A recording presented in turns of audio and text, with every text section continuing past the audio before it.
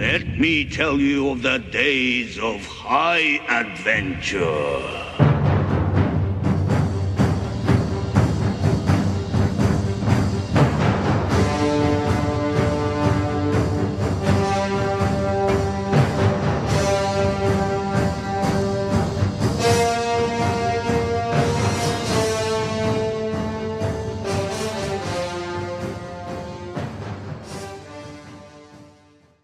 Hey there, nation. Welcome to the show. We help you to play miniatures wargaming on a budget. It is I, Commander CheapSkate, and today is another edition of Age of the Realms. These are our Warhammer Age of Sigmar battle reports. This is battle report number 22, and it's a 2,000 point battle. And this time we're doing a little bit different. One of the delays I had, if you noticed a couple of weeks ago, I wasn't really posting a lot of Age of Sigmar material, and the reason why is because I've been having difficulty getting in games in order to play this, and the reason why is because not many people in the gaming group I'm with or at the store that I play at sometimes are into Warhammer Age of Sigmar. So because of that, I kind of have to pick up games as I go along. That's the reason why we kind of alternate them every other week. And the problem with that is that we've been noticing there's been a lack of diversity in the content. Usually it's my army versus somebody else's. So my gaming group and I, and they kind of do as a favor to me, they kind of decided, hey, why don't we just play one another, and then you can just take photos of our battles, and then you can just post it up to add some variety for your Age of Sigmar battle reports. Sound like a really great idea. So this is the very first of those battles that we try out to do it. This one is fought between my two friends, Brother Grimm, and my other buddy, Grom the Paunch. Grom the Paunch is Brother Grimm's younger brother. He's just starting to get into wargaming. He wants to try out playing Age of Sigmar, so we decided, well, we got to Gitmob's army. Let's try and see how it happens. So as you can see here, it's a 2,000 point battle of the Immortals of the Ironjaws versus his brother, Grom the Paunch of Wagram of the Gitmobs. So we're going to see 2,000 points of Ironjaws clash out 2,000 points of Gitmobs on a destruction versus destruction army. So with that being said, we're going to go directly to the army list. We're going to play some background music. If you guys want to see exactly what they got, you can pause and take a look at your own leisure. For that, let's go on to the actual battle report.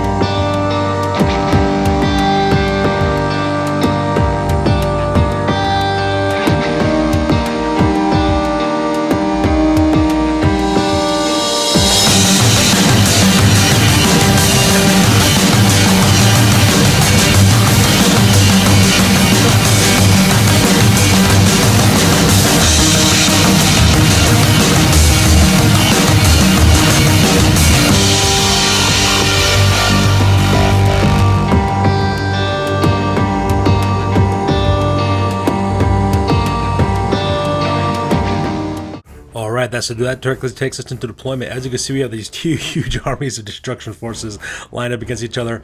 On the near side of the board, you got the Ironjaws, led by my buddy Brother Grimm and the Immortals. And on the far side of the board, you got Grom the Paunch of Wagram, and that's his entire Gitmob army. So let's go down to the individual deployment areas and talk about where everything is located at. Alright, so this is Brother Grimm's left-hand flank with his Ironjaws. As you can see, his entire left flank is made up of his Weird Fist Battalion.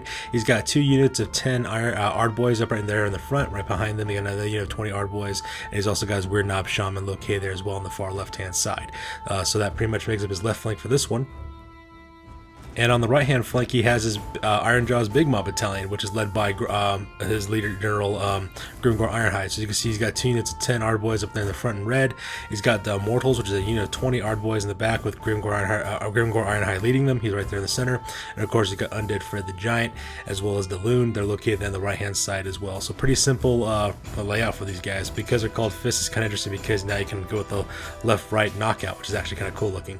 So with that being said, let's go and talk about the deployment for the Gitmobs. And occupying the Goblin Village here on the left flank, we got about a huge mob of Goblin Archers. We got 2 units of 20 Goblin Archers located there, as well as real good Stunny Flare. That's the Goblin Shaman who's located in the back. You also got 2 Doomdiver Catapults located up there in the tower as well. So pretty shooty left flank. In the center of the core of the army of Grom the Paunch, as well as a massive unit of 40 goblins armed with spears. Those are the Ludas. And then located in that unit as well, you got the Shrinking Shroomhead, which is a Night Goblin Shaman. He's located right behind that huge unit of herders, as well as Cave Squigs. Those are the Manglers and the Bone Breakers. They're located there as well. So that makes it the center for the Gitmobs. And make up his right hand flank, he has all of his cavalry units. He's got the Death Creepers as well as the Howlers. Those are 2 units of 12 Spider Riders and Wolf Riders. And right behind them, of course, you got the Eiffel 8, which is their Arachnarok shrine with a Catchwhip shrine looking at the top of that as well. So that makes up while the ground the Paunch's right hand flank. So that being said, we'll take off for initiative for both these guys. Exactly like it starts off with turn number 1. Alright, so this is the top of turn number 1 for the Gitmobs. This is after the movement phase and the command phase. I apologize for not taking a photo of the command phase on this one. Pretty much what happened is that while Grom the Paunch gave inspiring presence to that unit of the Manglers, which is that huge unit of cave squigs located right there in the center part, pretty much everything was out of range for casting spells, so he really couldn't do much of that, so he just kind of advanced his army forward. As you can see, he basically just keeps his army located there in the back trail there next to the tower. He doesn't do much move with those guys, kind of leaves most of his Gitmobs right there, kind of find those defensive positions there where the Goblin village is located at. However, he does send his cavalry as well as a Arachnarok Rodder sweeping to the right hand flank of the Ironjaws. At the same time, he sends his cave squigs and the squig herders straight at the Ironjaws, because those guys are deadly, and he's just going to try to use those guys to charge and cause as much destruction as possible. And here's a close-up of the right-hand flank. Since you really couldn't see in the last photo, you can see the cavalry units as well as the Arachnarok Spider heading to Brother Grimm's right-hand flank, where his big Ironjaws Big Mob is located at. So that pretty much makes the move phase on this one. During the shooting phase, the Gitmobs earned first blood when both Doomdire catapults opened up on Undead Fred and managed to kill that guy. My buddy Ground the Paunch rolled some really successful hits on those, got D6 wounds, 6 wounds for every single D6 they rolled for that one, and managed to kill Undead Fred. And when Undead Fred had a fall because of the Timber special rules, he actually won the roll off, so he landed right on top of that unit of Ironjaws and killed 2 members of that unit right off the bat, with him crushing them with his D3 mortal wounds. And then of course during the shooting phase, all 3 units, the Arachnarok Spider, the Spider Riders, as well as the Wolf Riders, they opened with their bows. Unfortunately for Ground the Paunch, he wasn't able to inflict a lot of damage, only managed to kill another Ironjaw and inflict 1 wound onto a floating one as well. But you know, these guys are Ironjaws, they're meant to take damage from long range fire, so things kind of worked out for the best. For the Battle Shock phase, these guys passed a Battle Shock test, so nobody had to run away, and since there's no close combat or charging really to be had, that pretty much sums up turn number 1 for the Gitmobs. Alright, so that takes us to the top of turn number 1 for the Ironjaws. As you can see in this photo, this is photos taken directly after the hero phase.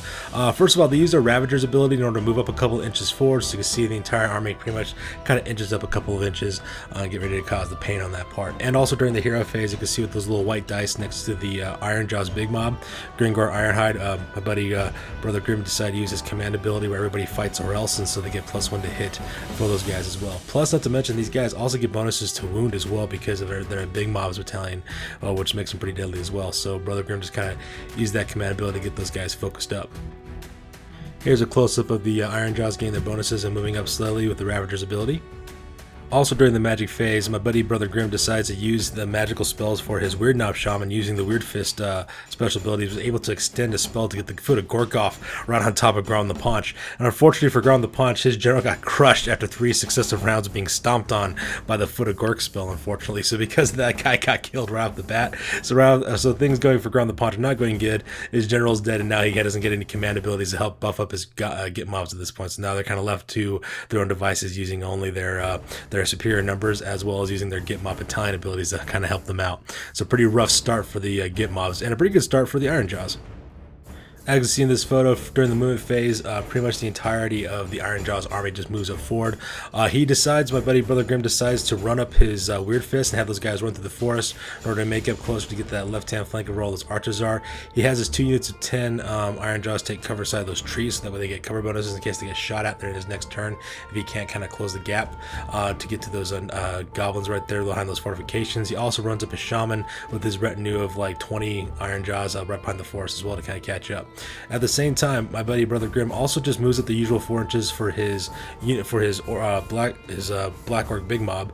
He moves his first unit of 10 Ardboys straight towards those cave squigs, so that way they can engage those guys in close combat, and also moves his other unit of 10-man Ardboys straight towards those Wolf Riders, so that way they can engage them in close combat as well. He also kind of shuffles up his Immortals a little bit, so that way they can charge in the gap between the hill and that left-hand unit of red Ardboys, so that way he can start shooting straight to those Spider Riders. So that pretty much makes it the movement phase on this one. Here's a close-up of those right-hand Ardboys heading toward those Wolf Riders in the gap between the 2 hills there. And here's a close-up of his Immortals, as well as his left-hand unit of 10 Ardboys heading towards those Cave Squigs, as well as the Spider Riders right there in the middle. And finally, here's a close-up of his Weird Fist, trying to run through those forts, so that way they can get to those goblins behind those fortifications. So with moving over, and since this army has no shooting, we go directly to the charge phase. And as you can see in this photo, the entire Black Orc's Big Mob just charges and makes all their charges directly to all the targets they go to. The two 10-man units of Ardboys charges the Wolf Riders and the Cave Squids respectively. Grimcorn Ironheart and his Immortals charge directly to the Spider Riders, and so now those units will be engaged in close combat when the time comes. Alright, so during the combat phase, this photo is taken after the combat phase as well as after the bravery, the battle shock phase. As you can see, a lot of dead Gitmobs are now all over the table. Pretty much it was an absolute slaughter that took place between the Ironjaws fighting against the mounted Gitmobs. And as you can see, there's not really many guys left. Pretty much all these Ironjaws are pretty much free to move around as they feel please. Let's go ahead and zoom into the individual areas and talk about exactly what took place there. Alright, starting with the fight between these Ardboys as well as the Cave Squigs, they managed to kill that Cave Squig unit and chop it down to about a third of its size. On the other hand, however, they did lose about 3 members of their team, so that part was kind of rough as well. But because those Cave Squigs have inspiring presence put on them by Ground the Paunch before he died, those guys don't have to worry about fleeing all too much, so they're just kind of sticking it out. And those Cave Squigs are brutal because they cause D3 wounds every single time they kind of chomp on a person, so that was absolutely devastating. And poor Ground the Paunch, his Spider Riders had no purpose, and there was no way to survive that attack whatsoever. The Immortals, as well as what's his name, Grimcorn Ironheart, just kind of chopped those guys down to a man. They killed all 12 Spider Riders because they used twin choppers to get 3 attacks apiece, and they just chopped those guys down to their base elements, and those guys are now all dead. So now that poor Ragnarok Spider's got to look at that huge mob of Black Orcs coming his way. And at the same time, these guys managed to chop that unit of Wolf Riders in half. Originally, there's only 6 of the guys left. However, when they had to take a break test, Ground the Paunch, when he rolled a break test to see those guys run away, he rolled a 6. So the other 6 guys kind of fled off the table as well. So that was kind of a bummer. So those guys kind of disappeared as well. They managed to kill, I think, 1 or 2 of the Ardboys in this unit at the same time. But now there's nothing stopping these guys from swooping out to the flank. So now that combat phase as well as battle shock phase is over, both generals roll off to see the initiative because the next turn is very, very important regardless of who it goes to. And unfortunately for Ground the Paunch, it went directly to Brother Grimm. As you can see, this is turn 2 for the Ironjaws. So as you can see in this photo is taken directly after the hero phase. Once again, Grimcorn Ironheart decides to use his Everybody Fights or Else command ability, gives everyone +1 to hit on their on their units. So that's why within 10 inches, that's where everyone's got the little white dice. They also move up a couple inches using the Ravager ability. So because of that, the tidal wave of Ironjaws just keeps steadily advancing towards the Gitmob army, and Ground the Paunch is now running out of options because all of his cavalry units are dead. He's got his Ragnarok Spider and his general's gone, so now he's just gonna have to hope together to survive into the shooting phase. It'll kind of weaken these guys before they come in groups of close combat. Here's a close-up of the hero phase as well for the left-hand side for the Weird Fist. As you can see, the Weird Fist kind of moves through that forest slowly and starts hitting those 2 units of goblins with armed with bows.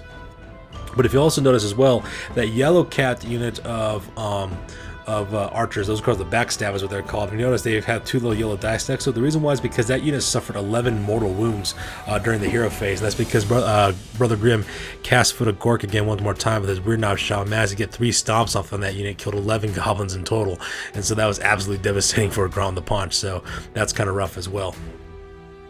Meanwhile, on the right-hand side with the Black Orc Big Mob, as you can see, Grimcorn Ironheart starts edging closer towards the Ragnarok Spider. I guess my Brother Grimm wants to have that thing fight out in close combat. It'd be kind of rough if he does that by himself because Ragnarok Spiders are still pretty deadly no matter who they are or who they're fighting against. But, you know, my Brother Grimm, he's just kind of like, you know, YOLO is basically what he says to everything like that. At the same time, you can see the 2 units of Black Orc start edging towards Ragnarok Spider as well. So with that hero phase being over with, we go directly to the movement phase. As you can see in this photo, pretty much the entirety of the Ironjaws just move forward once again, kind of going up their 4 inches because they're planning on charging in the next phase. On the left-hand side, he moves up his 2 units of 10 Ardboys and just moves up their normal 4 inches because he plans on charging in the next turn. At the same time, though, he takes that huge unit of 20 Ardboys, which is the bodyguard for his Weird Knob Shaman, and he has those guys run through the forest as well, so they make it through the forest and get ready to charge in during his next turn. On the right-hand side, he just moves up his Ironjaws past the gap between the herders as well as the Ragnarok Spider. He moves Grimcorn Ironheart by himself, actually, towards the Ragnarok Spider, and the remnants of his right-hand unit of Ardboys kind of sweeps into the right-hand side of the Ragnarok Spider as well, and gets that thing fully enveloped. Here's a close-up of that Weird Fist edging closer to that units of goblins that they plan on charging here in the next turn. And here's a close-up of the Immortals inching closer to the Ludas, which is that huge unit of 40 goblins on the left-hand side, and Gringor Ironhide and the remnants of his Arboys kind of swooping in and taking on the Ragnarok Spider. So with moving out of the way, there's no shooting phase because these guys don't shoot. We go directly to the charging phase.